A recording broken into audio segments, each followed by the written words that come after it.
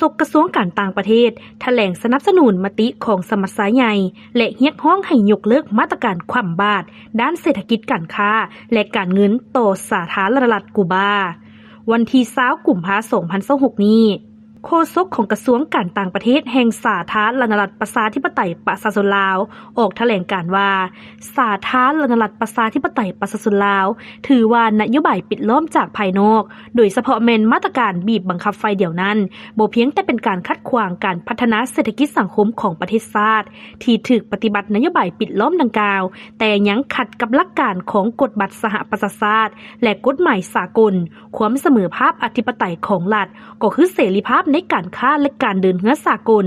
ซึ่งก่อให้เกิดผลสะท้อนทางลบอย่างหนักหน่วงต่อประชาชนผู้บริสุทธิ์และกีดขวางการพัฒนาประเทศชาติของหลายประเทศที่กำลังพัฒนา